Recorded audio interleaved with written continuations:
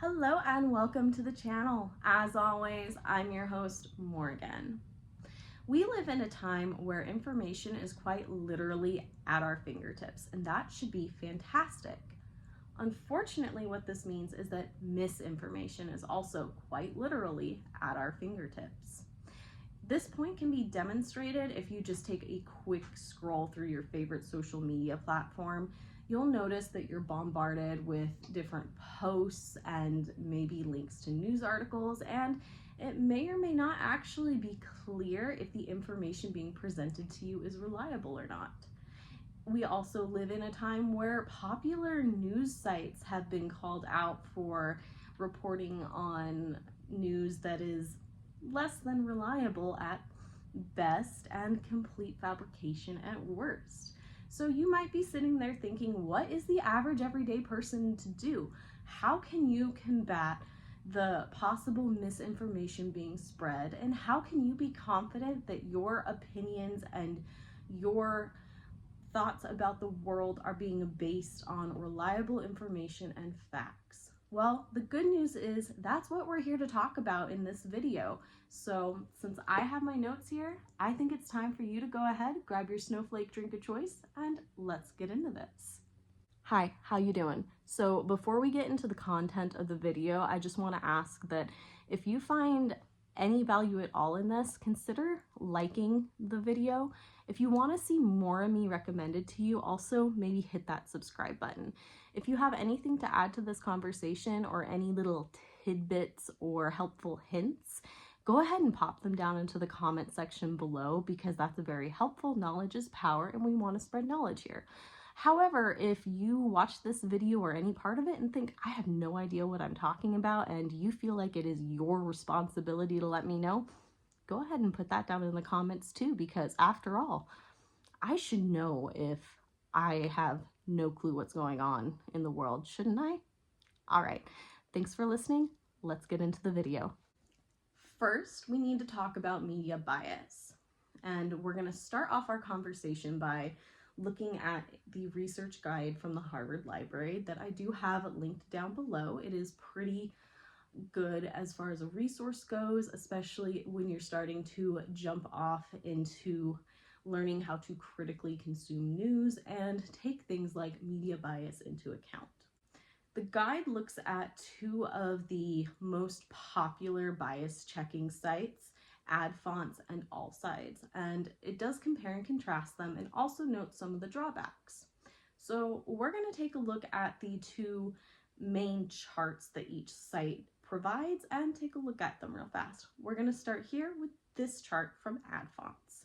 You'll notice that this chart has both an X and a Y axis.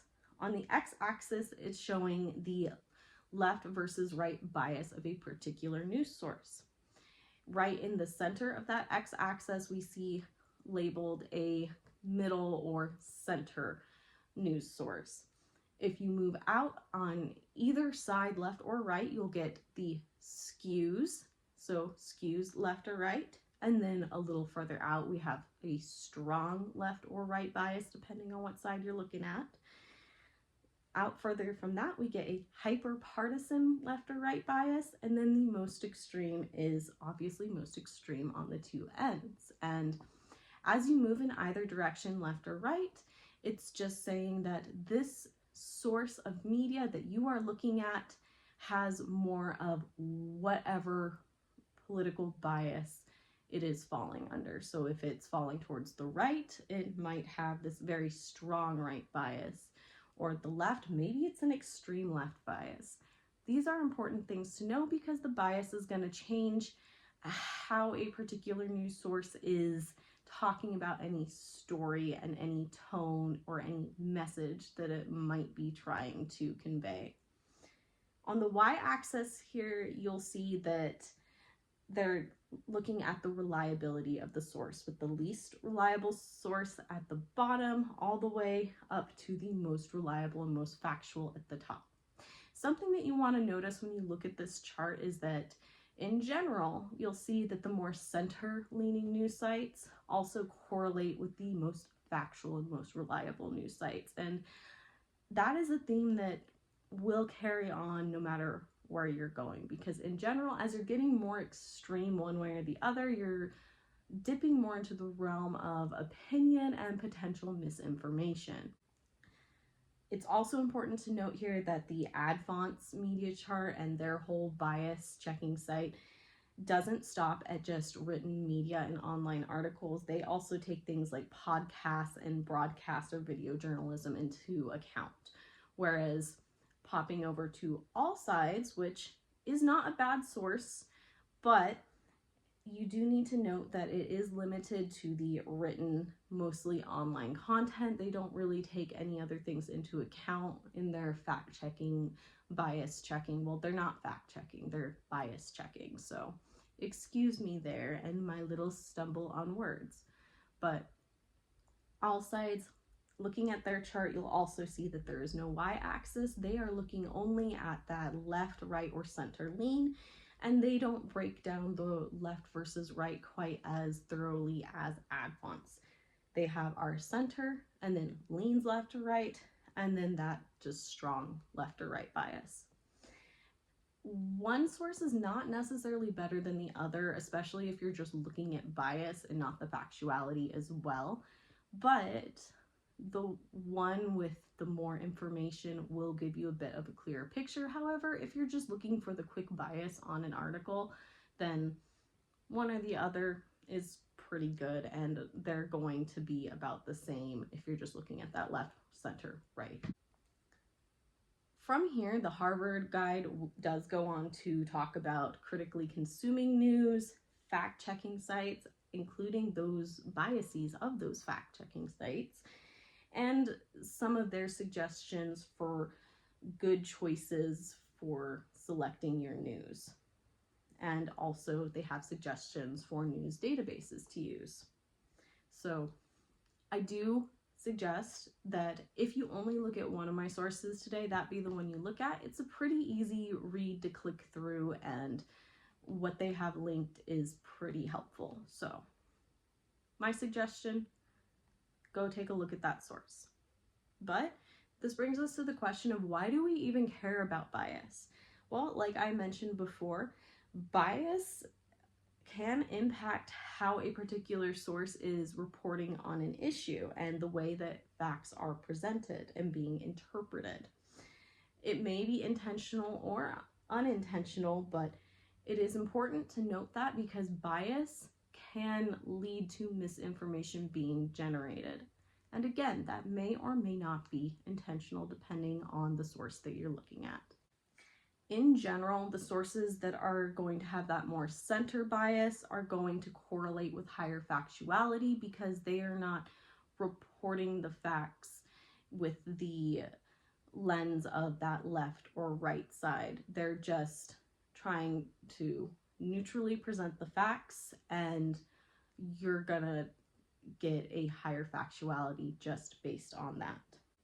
When a source does skew left or right in its reporting, then information can be left out, minor details can be sensationalized, and particular narratives can be spun.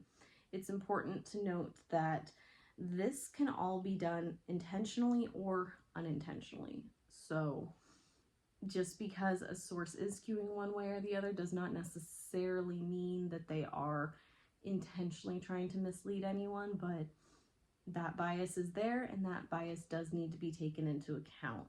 If you are looking at a source and it seems to be leaning heavily one way, I suggest, and a lot of other people suggest, going to look at a source that might lean the other way, or seek out a more center-leaning source so you can get a better picture of what is actually happening and the actual facts without that bias.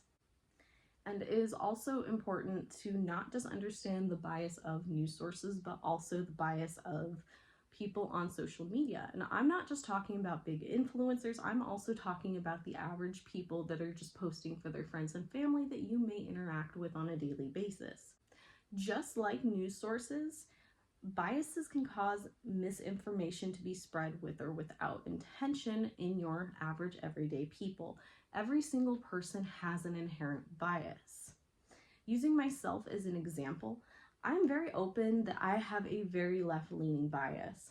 I do attempt to present any information as neutrally as possible in my more serious videos, like my most recent video where we're calling out misinformation that is verified and has been spread and has no facts to back it up. But I'm human, so sometimes my own bias might leak through whether I intend it to or not. This is why it's important to go ahead and look at source material when it's provided, but we'll talk a little bit more about source material later on in this video, so put a pin in that for now. I do suggest, again, looking at more than one article and multiple biases if possible about any one topic so that you can get that most complete picture. But how do you easily find multiple sources with different biases about any one topic? While this question might seem like an overwhelming one to answer, we need to remember that luckily we do live in the era of the internet, and information is just a click away, and there are actually many sites that will allow you to look at multiple sources about any single topic. A couple of those sources include things like Google News and Feedly, and also Ground News. I personally use Ground News. I'm not sponsored, but I do want to talk a little bit about why I like them in particular compared to the other things. Admittedly, the only one that I'm really super familiar with would be Google News, but I do like Ground News, and let's talk a little bit about why. So, Ground News specifically doesn't stop at just collecting multiple articles about one topic in one spot. When you're searching for a topic, it'll actually report the overall bias of each source as well as the overall bias on the reporting of that topic. It'll also give a factuality rating for each article, which I find really neat, and it'll help you have that jumping off point for reading an article. It also has something called a blind spot feed for topics that are being disproportionately covered by one side of the spectrum. So if you look into that blind spot feed, it'll show you that story A is being covered 80% by left-leaning sources only, or story B is being covered 70% right-leaning sources only. So that is a good thing to keep in mind, especially if you notice that a topic is only really being covered by one side. You should start asking the question of why is that and what is really going on here, so you can dig a little deeper if you want to find out what's going on. They do also have a browser extension so that you can check the bias of any article you have open, which I find really cool. There's a little bar at the top, and then you can also click the extension to get a little more information and be suggested some more articles to go ahead and look at. I personally use a paid subscription version of Ground News, but I do know that there's a free version as well, so I suggest that you check it out, and also check out other news sources that collect multiple stories about topics together in a convenient place, and you can figure out which one is your favorite. This brings us to our next question. What are some things to look for in a news article other than bias? Well, the first thing you need to ask when you're looking at an article is exactly what kind of article is it? Is it a news article? Is it an editorial? Or is it an opinion piece?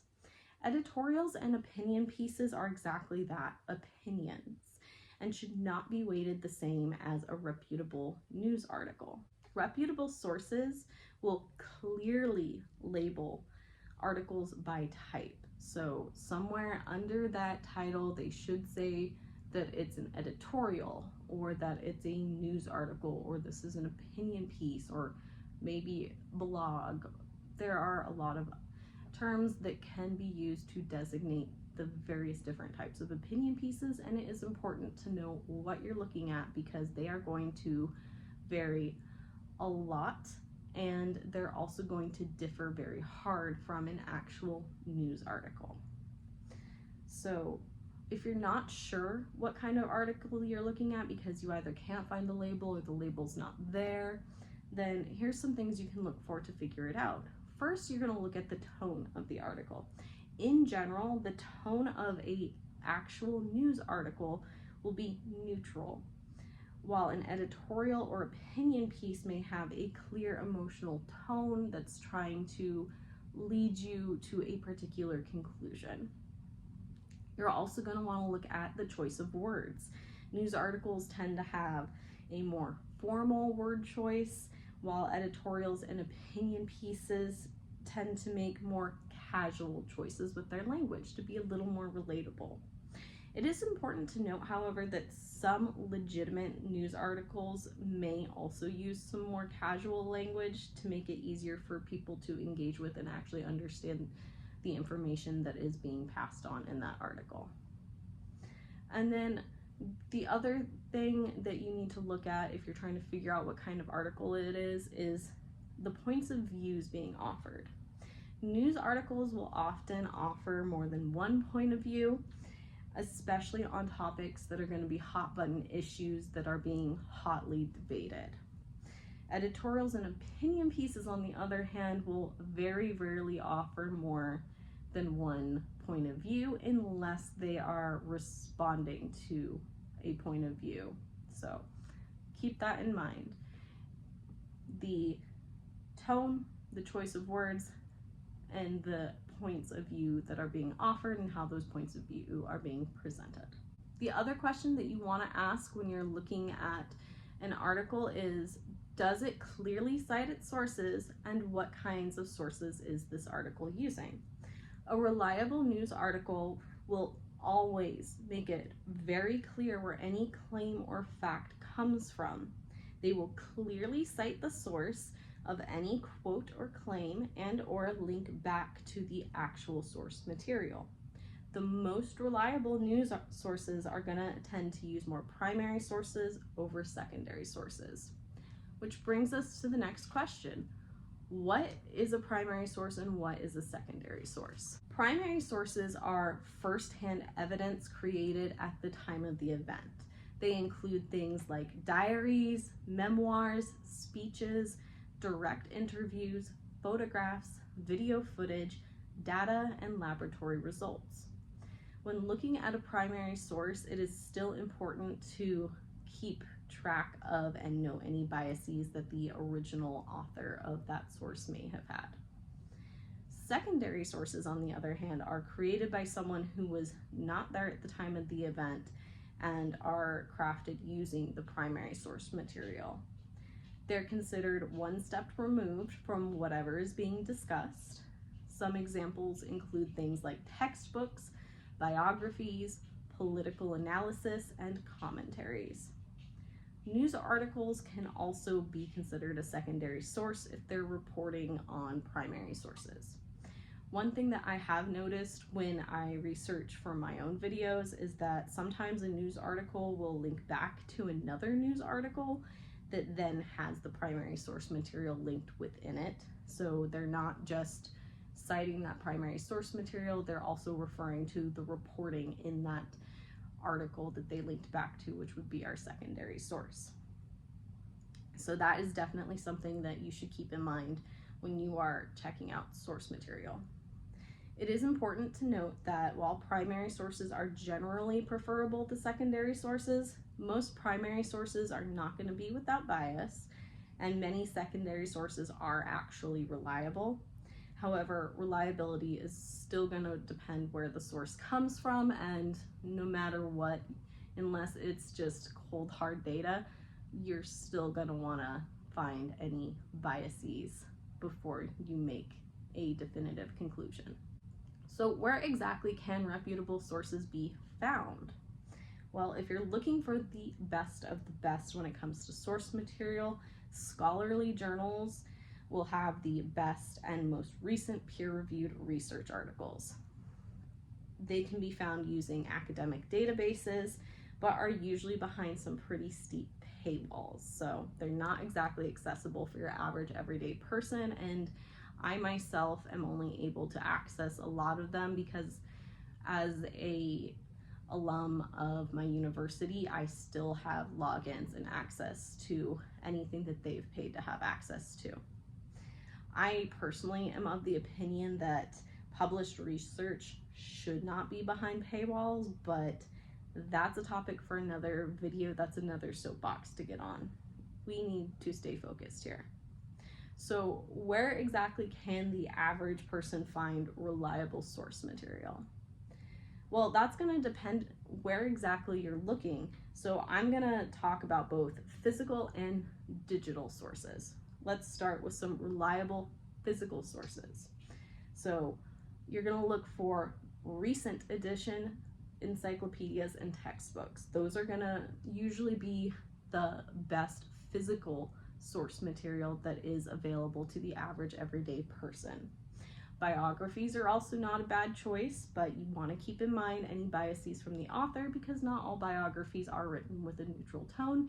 If you go look for any historical figure, you'll notice a plethora of biographies, and some of them are better than others. So definitely look into the author of any biography you pick up.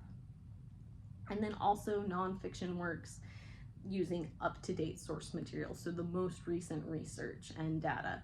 Again, with that, check any biases of the authors as well, because everyone is human, everyone has a bias. It's probably going to come out at least a little bit, no matter how neutral and impartial someone's trying to be with whatever they are creating and whatever information they're trying to get out to you. It's also important that when you're selecting an encyclopedia or a textbook or a nonfiction work, that it's a recent edition and that the research that they're citing is recent. The reason for this is that, especially if you're looking at like a scientific text, science is making new discoveries every day. Every single day there are articles coming out, and some of them may fundamentally change some conclusions that were agreed upon in the past. That's one of the things that I love about science. It's beautiful that it's dynamic, and the understanding of our world gets so much more comprehensive the more we learn. Unfortunately, this means if you have an older edition, it may have outdated material. So keep that in mind. In general, with academic sources, if it's older than 5 years, then you're gonna wanna take a little look at it, take anything it says with a grain of salt, and if that is the most recent research for that topic, then cool, that's the most recent thing. But if it's not, then look at some more recent stuff before you rely solely on that older piece of information. Next, let's talk about some reliable digital sources. So .gov and .edu sites are usually going to be your most reliable sources of information in the digital world. .gov sites are connected to government agencies and are supposed to provide the most reliable source material to the public. If you look back again at my most recent video, you'll notice that I had data linked to reservoirs and budgets. Those came from .gov sites, and those are pieces of data that are available to the public just a few clicks away. However, it is understandable if one does decide to take a .gov site with a grain of salt, but at their core, what they're supposed to be is unbiased. But again, with our current political climate, at least in the United States, completely understandable if you choose to take them with a grain of salt. The other best source digital-wise is going to be a .edu site. .edu sites are usually affiliated with universities and often are presenting data in a way that is a little bit easier to understand, because if you're looking at one of their articles, for instance, usually the whole goal of that is to talk about maybe even a complicated topic in a way that a student or the public can easily digest, or at least more easily digest than if you were to go look at the textbook or the actual research article that was published. However, it is important to keep in mind that even universities with well-known biases will more likely than not have .edu sites. So still important to know exactly where that information is coming from. Before I let you go, let's kind of recap everything we talked about today.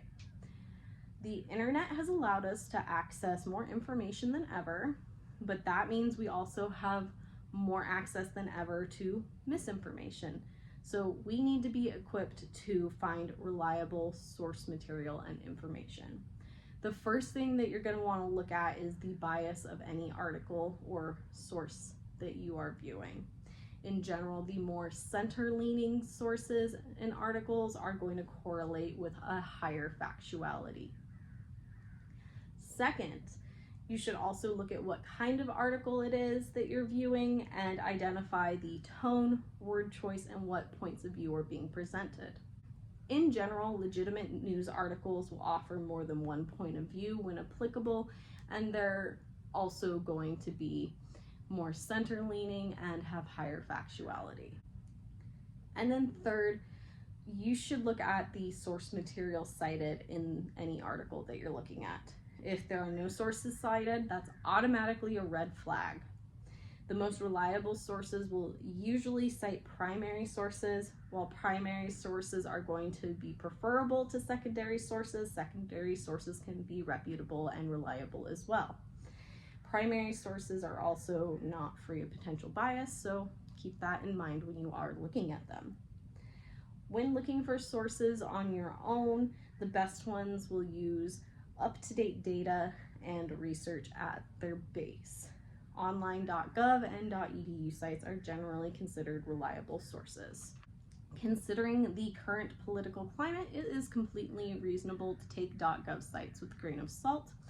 And then if you're looking at a .edu site, you do need to keep in mind that universities that are heavily biased one way or another will more likely than not have a .edu site, so make sure you know where the information is coming from, and again, check the biases. That's all I have for you today. I hope this video helped give you some confidence in your ability to find good sources of information.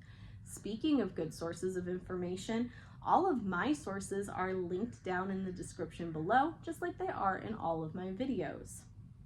If you liked this video or found it helpful, please go ahead and give me a like and consider subscribing if you want to see more of me and my videos recommended to you in the future. Do you have any fact-checking information or tips? Go ahead and leave those down in the comments, because knowledge is power and we want to spread knowledge here. Do you think that I have absolutely no idea what I was talking about today and it is your responsibility to let me know? Well, pop that down in the comments below as well, because I'm interested to read what I got wrong. I hope you all have a wonderful rest of your day, afternoon, evening, what have you, and I will see you all in the next one.